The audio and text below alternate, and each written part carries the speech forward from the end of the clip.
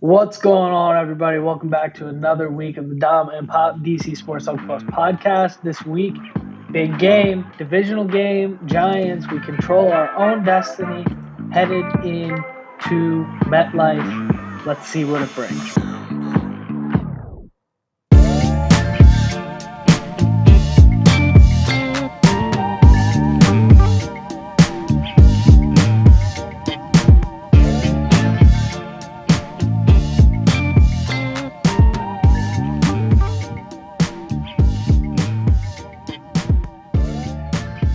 Pop, how you doing, man? We're going streaking. We're going streaking. Another 3-game win streak, notably the second one of the year. The Commanders have the best record in the NFL since that game against Chicago, since the game where we thought everything was going to explode. Just as the Commanders do, they defy our expectations, and we are the best team in football since then. Can you believe that? It's crazy. It hasn't always been pretty, but the wins are piling up. Too bad, that we dug such a hole, because you look at it and you say, well, we've won what, six? Is it 6 out of 7 in total? Yeah, six of the last with seven. the Bears win, and you say 6 of 7, then you go 7 and 5. Like it definitely hurt that slow start, but no. Yeah, I'm not complaining. It's great. yeah. I mean, you look back at that the Tennessee game. That's a haunting one, and you look back on the Minnesota game, a one-score game. Maybe we had the opportunity to win that, and then all of a sudden you beat the two best teams in the NFC, sitting at 8-4. It would look a lot better. But at the end of the day, I texted you this the other day. You can say what you want. We're playing our best football at the most important time of the year, and we control our own destiny with the way the schedule is lined up here. We got really big pivotal games against New York twice. We get San Francisco. We get Dallas again. So tons of really important playoff implication games coming up, and we're hot going into it. But you know what? As Ron says, we're going to be where our feet are today. We're focusing on the New York Football Giants. We're headed up to MetLife. It's going to be a big one. It's going to be important. Definitely you can't look ahead, but I think No. Stating the obvious, these next 5 games are really what's going to make the season, right? So it's interesting how the tide churns, right? We're 2-4. It's like fire everybody. And then, we get on a streak, and now everyone's getting a bit greedy, which is fine. Quarterback's not good enough. This isn't happening good enough. That's not happening good enough. And, at the end of the day, we're getting the wins. I mean, Yep. certainly this last one was, but these next 5 games are going to, what tells the tape, right? I mean, is it the right choice sticking with Taylor? I think it obviously is, but these next 5 games are going to tell us, was that a good call or wasn't it?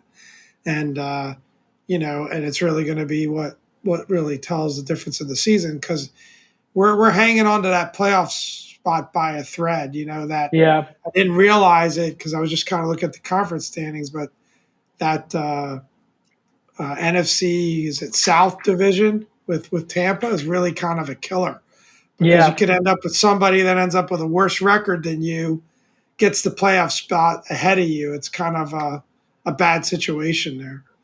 Yeah, it's tough. It's definitely, maybe a little bit of karma for that 7-9 playoff berth. This team has been known to kind of get into the playoffs with crappy situations. But hey, I mean, speaking of 7, that has been the magic number since Ron has been here. And this win, while yes, it's very important for playoff implications, and that's ultimately more important, would also be very important for Ron's tenure. We'd be getting over that 7-win hump if we can pull it off this weekend. So, we got plenty of time to talk. We got a bye week coming up. We got plenty of time to talk playoff picture. I think maybe we'll focus on that more during that week. But I want to get right into talking about the Giants, because I think we've got a pretty interesting storyline building up here. If I can paint the picture for you, Pop, we got a pretty fascinating thing happening. We've got kind of 2 opposite approaches with 2 franchises that have really struggled. We've got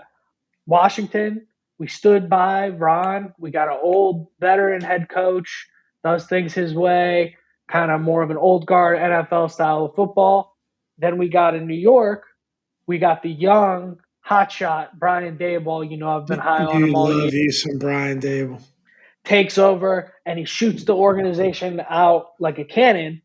But all of a sudden now, You sure they you don't want to just kinda, move to New York, move in with cousin Robert, and just become a Giants fan? You it's sure? crazy. I was about to bring it back down to earth. I was almost there. I was almost bringing it back. But he takes those Giants, he shoots them out of a cannon. They catch lightning early on, and everybody's like, "Holy crap, are the Giants for real?"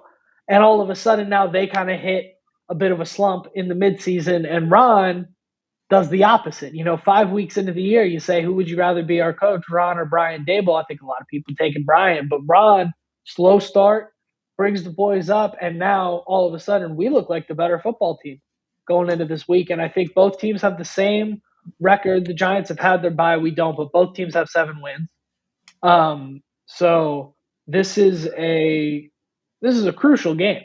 I mean, we've got them twice. We're going to have to knock them out in the playoffs. That's what's going to have to happen.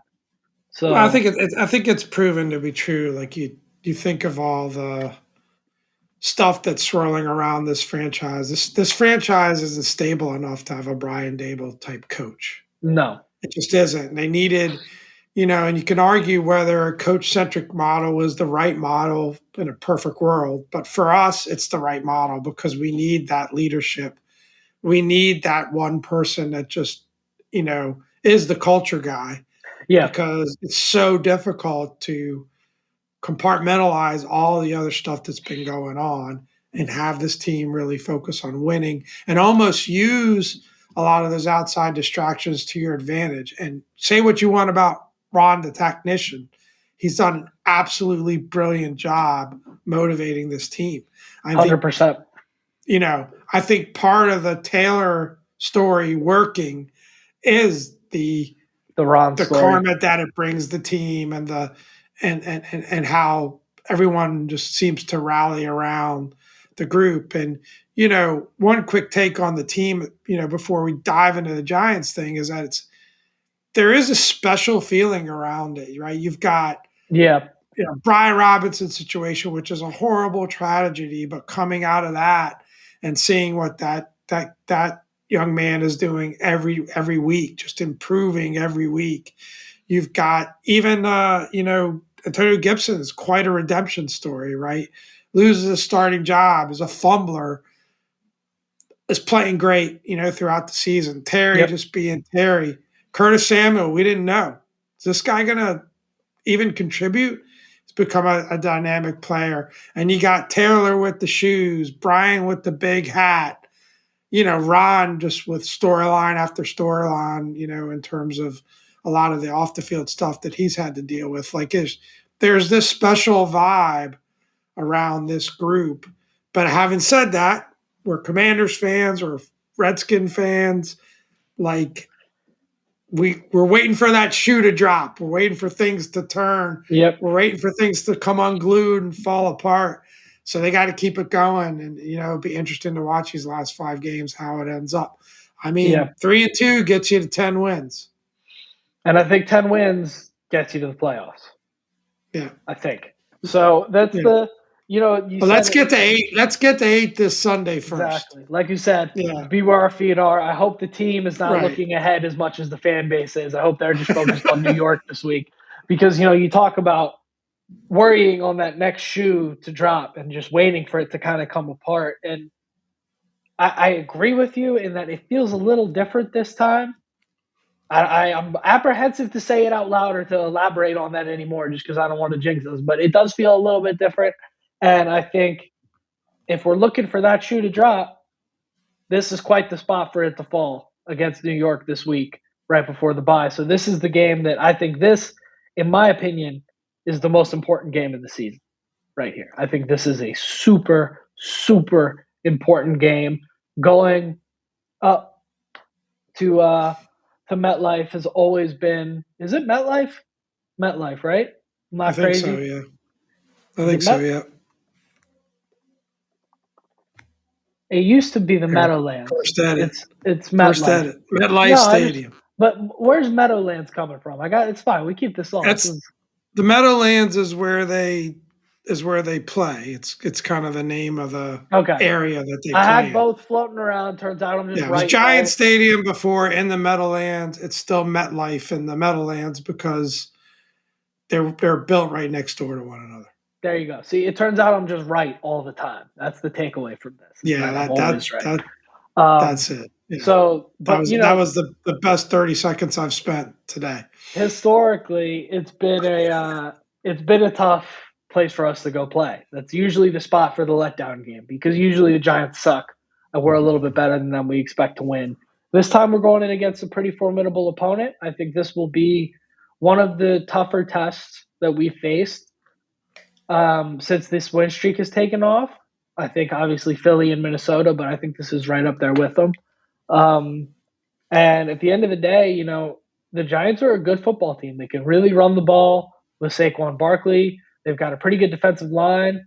Um, Obviously, Chase Young for us, still questionable. Speaking of defensive line, we don't really know what's going to happen there. As of Right. today, I don't think we have any clarification. I'm fully with them taking their time as long as F.A. Obata and James Smith Williams and Casey Toohill keep playing well.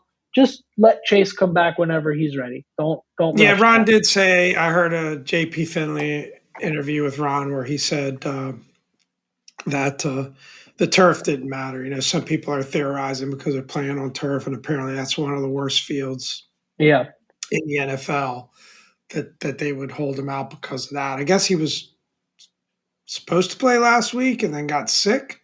So we'll see what happens. I mean, yeah, I kind of like what B. Mitch said, dropping names a lot today, but he said on the radio today is like, why hold him out? Like, just get him in, get him some plays, Yeah. maybe have him on that pitch count, but let's start building that confidence towards. I mean, the thing about it, like people talk about quarterback changes and will Chase play, whatever. We have 5 games left, people.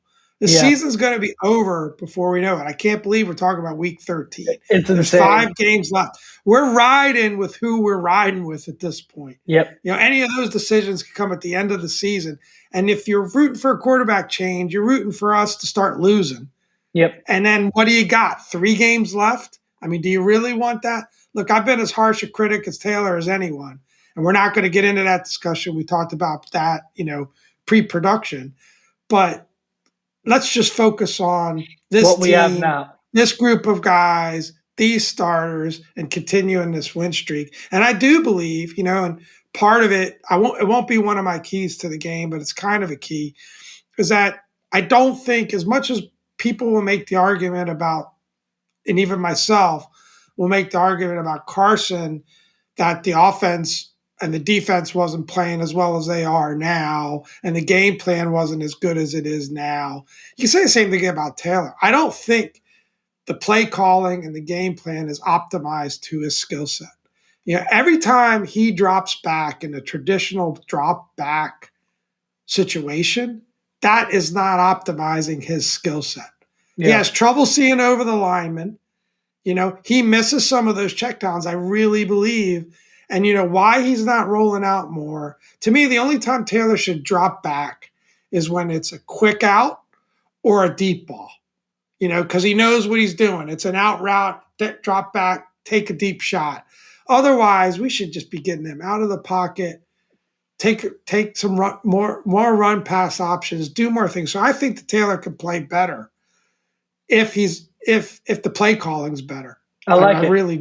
I really do believe that. So hey, Pop. And I'm not his biggest fan. No, so. I don't know. Yeah, we've made that clear.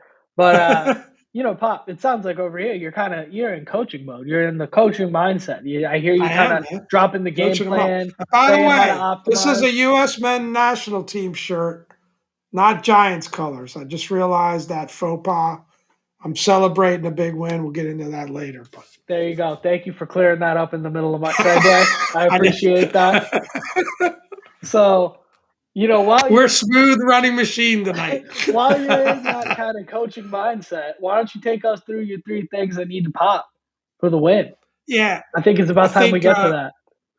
Yeah, I think number one for me, contain the run, and that's both Saquon Barkley and Daniel Jones. Right, Daniel Jones has killed us with his scrambling and running ability in the past. He always seems to play his best games Yep. against us. Don't let him do that. Um, I'm going to say score more than 23 points. Why 23? Because MJ is the greatest athlete ever, greatest basketball player ever. I know Greatest you'd like athlete. Wow. that Dominic. Yep, in my opinion. So more than 23 points. We got to finish drives. We got to score. And I'm going to say 23 points by the offense. If the defense scores, just tack that on top of it. But at least 23 or more by the offense Bold. and win the turnover battle. That's been a real winning formula. Those critical turnovers at crucial times, win that turnover battle, protect the ball on our side, get some takeaways on their side, make Saquon fumble, let Daniel throw some of those classic picks that he's known to do. That'd be my three keys. There you go. Bringing it hot tonight, son. I like it. For me, it's going to be pretty similar. I think we got one definitely that overlaps is contain the run. That's going to be most important. If we can limit Saquon, we saw the Cowboys were able to limit Saquon pretty well, and that was a pretty dominant victory on their part. So hopefully they kind of gave us the formula. Everybody talks about copycat league. We got that formula. Let's limit Saquon, number one. Number two is going to be bring that pass rush. Keep going with that. Keep the pass rush going. Let's put Daniel Jones on his ass. I want at least 3 sacks.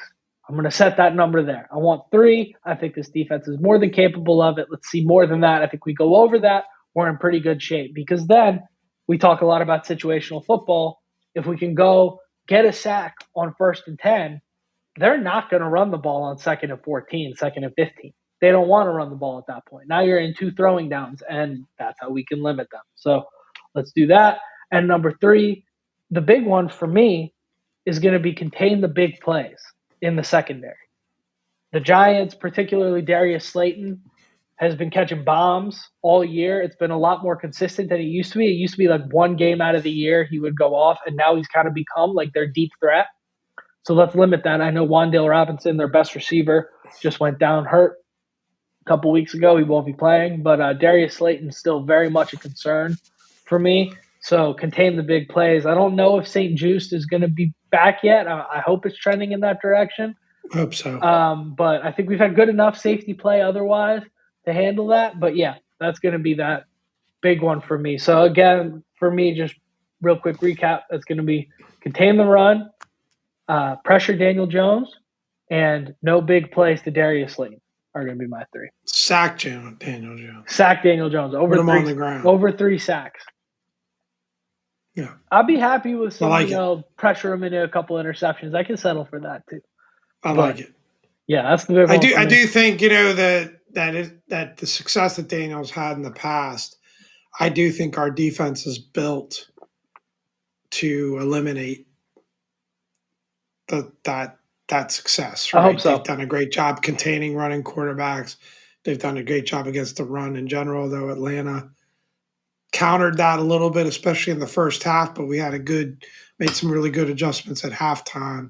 So, but I do think St. Juste is a key. I think getting him back, we kind of get away with it against Atlanta, but we do need him back. And I agree, it's a huge game because I don't think it's a make or break game. But if you win this game, that game against the Giants at home, coming off a bye, you've got so much momentum going into that game. Right. And it's a home game and the crowd, I think, will be hype and maybe it'll help keep the blue down. But if you lose this game, that game just comes with so much pressure, because you can't get swept by the Giants. I mean, that could be your season. That is the season at that point, especially with how tough the last 3 games are. So it is. You're exactly right. It's a huge game. Yeah, for sure. Yeah, we have to at minimum split with the Giants if we want any chance at making the playoffs. I don't know the exact math of it, but if you just think of it logically, if the Giants sweep us, they're 9-5. and we're 7-7, 9-4, I think. 9-4, and we're 7-7, we're Yeah. not catching them. That's over at that point. No. So, yeah, we have to got to take care of business. You cannot be 1-3 in your division and make the playoffs. That's just not how this thing works. So let's get in there. Let's take care of business. Let's knock them out. I don't know. I feel better about it than I should. I'd say that. I feel pretty good overall. Is my gut. If you put a gun to my head and you said pick, I would say I think we win this game. I think the guys are there, but hope I'm not wrong. Yeah, I'm hoping so. I'm hoping that that special vibe that we talked about earlier really just carries through. Yep. So, and big hats for everybody. Big hats for everybody. Yeah, we got big heads, so big hats fits. Yeah, I mean that's for us. It's pretty. That's average in the Tenali household. But anyways, what do you say we move this thing on? Let's get to our bottom bets for the week. Last week it was another kind of 50-50 week for the boys. Pop just skates on through, just barely above 500, goes 4-3. I went 3-4, just barely below. So now on the season, Pop, if you guys have been keeping track, we have. So Pop is 28-23 on the year. I'm 24-27.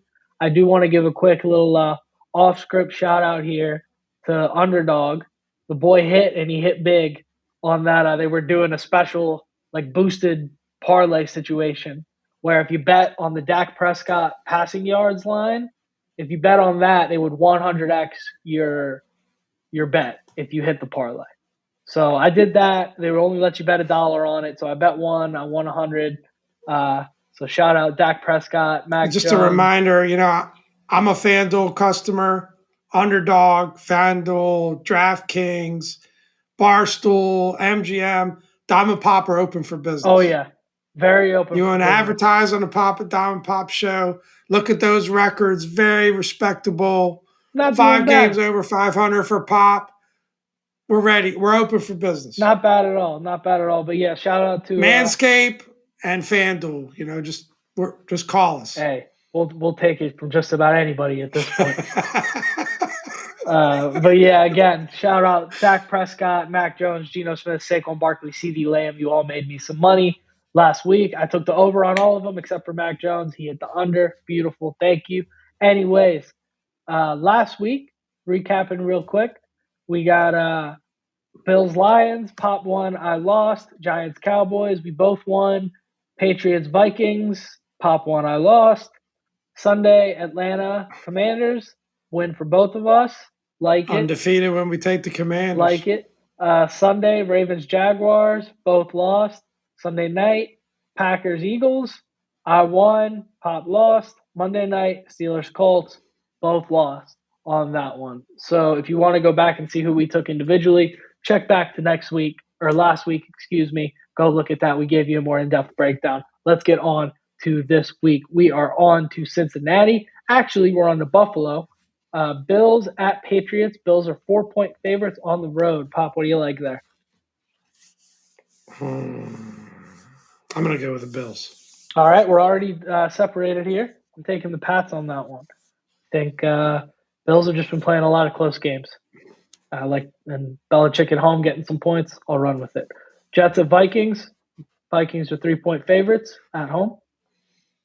I like the Vikes at home. I think a home game, and they're on a bit of a roll. And I don't know, Kirk Cousins said he's going to go out and get some grills. I'd like to see that, see him pop those in after the game. So, yeah, Vikings at home. This is a tough one. I'll take the Vikings too. Play it safe. I don't want to go 2 more games back from you. I do like the Jets, though, to be honest with you. Dolphins and 49ers. 49ers are 4-point favorites here. Wow, that's the tough one, right? Those 4 points. I'm going to shake you up a little bit because I always pick against the Niners, but I'm going to pick the Niners this time. They seem to be on a roll and arguably, in the argument for best team in the NFC. Yeah. So I'll go 49ers. Yeah, I'm riding with the 49ers. I think they stopped the Dolphins. I was. That's a shocker. Yeah. I was thinking about going Miami, but I'll go San Francisco as well. You just reminded me of it always goes well when I bet on the Niners, so I'm going Niners. Colts Cowboys. Cowboys are 11-point favorites. That's a Sunday night game. Sunday night. I forgot to put the times to the games. My bad, Alan. It's all good. I'm not giving the Cowboys 11 points, even though Jeff Saturday let me down on Monday night. I'm going to go Colts just to keep it within the 11. Yeah. Yeah, 11 is a lot. I'm going to go Colts as well here, just because I think the Cowboys will probably run away with it, and then Jonathan Taylor is going to run the football a lot, and the Colts will get their way back into it. It ultimately won't matter, but maybe they'll get a couple gimmies at the end. Saints at Bucks. Bucks are 3.5-point favorites. Can't count on either one of these two teams. No. I'll go with the Bucks at home to have a little breakout. I don't trust the Saints at all. It's tough because traditionally the Saints kind of have Tom Brady's number, and particularly Alvin Kamara seems to ball in these games. But as I said in one of our group chats earlier today, whenever I bet on Kamara, he sucks. And whenever I don't bet on him, he's the best player in football. So I'm going to stay away from him. And I'm going to go with Tampa as well there. So I should have let you go first, pick the Bucks, and then I should have picked the Saints. Man, I played that horribly. Yeah, it's all good. So it looks like we're pretty much in agreement on this week. And we're getting a little action on these games, FanDuel is live. Hey, FanDuel is taking over the Tenalians here. It's going crazy. Hey, I've added 50% to my account since I started. There you go. Yeah, big money over there. Hey, big money. I've done the same on Underdog. I've been doing pretty good this year, so I'll take it. Telling you, come on. I'll take it. Yeah, we're open for business. Bring the sponsorships. The whole plan was for me to not say the name of the company for free, but I already did it like 6 times today. So too bad. Yeah, so did I. It's all right. It's okay. We're just showing you the power of advertising on Dom Pop Show. There you go. So use promo code KICKOTS for deposit match. But so I think it's about it on the American football side. I know we want to cover a little bit of the other football today. We had a good day today. Yeah, just we're not going to get in a game breakdown or anything, but we have to give a shout out to the U.S. men's national team. Big win over Iran today to make it through to round of 16. So that'll be Saturday morning, 10 a.m. East Coast time. I'm going to call you with a 7 a.m. wake-up call over there, son. Get you out of bed to watch that. But tough game against Holland coming up, but great accomplishment by the boys. So just a quick shout-out. Kristen Pulisic, I think, literally putting his Polinas on the line for his country. Yep. And scoring that goal, great build up, and could have easily been 2 or 3 early on, and they did end up parking the bus at the end, but I think most teams would have done that in the same circumstance. So got it out to win, and then those Terps, 7-0. Wow, Kevin Willard's got Terps basketball rolling. They got a really tough stretch coming up though: Illinois, Wisconsin, Tennessee and UCLA. Yeah, some serious programs there.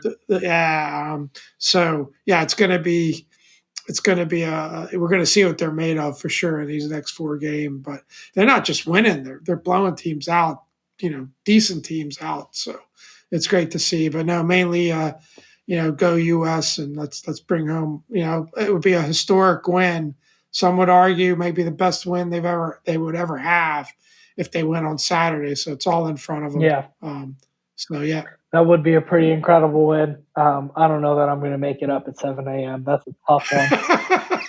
Oh, man, 7 a.m. on a Saturday. I'm going to pay Tuck $50 to pour a cold bucket of water on you. It's a tough one. I'll pay him $100 not to. That's a tough one. Exactly. Man, but best of luck to the U.S. national team. Like you said, Pulisic literally put his Polinas on the line for the team. It was funny. I was like, he's down after the goal, and I'm like, crap, we scored, but at what cost? We lost our best player.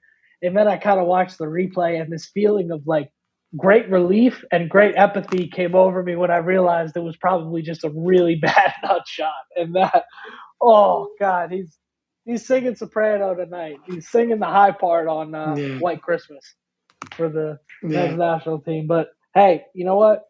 Boys did it. I'm sure he wouldn't have it any other way. We made it happen. So got to be excited about that. And great things from the Terps too. We were not potting during the Turgeon era, but I was so ready for the Turgeon era to be over way before it was. So I'm really glad that we're seeing some success now that that's Still early. Still early, but like what we see so far. I can't remember the last time Turgeon's team came out 7-0 to start a year. But anyways, we did it. Another pod in the books. Next pod is pod number 50. Wow. Can you believe that? So, hey, we'll catch you then. Hopefully, we're celebrating a victory over the Giants. Pretty incredible. But with all that being said, I've been Dom. This is Pop. Go Commanders. We will see you guys on Sunday. Left hand. Left hand up. Just let me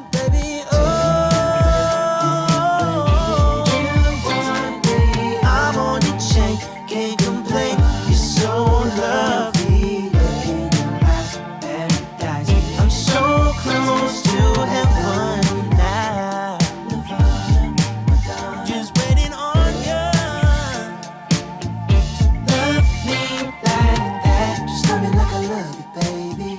Just let me like I love you.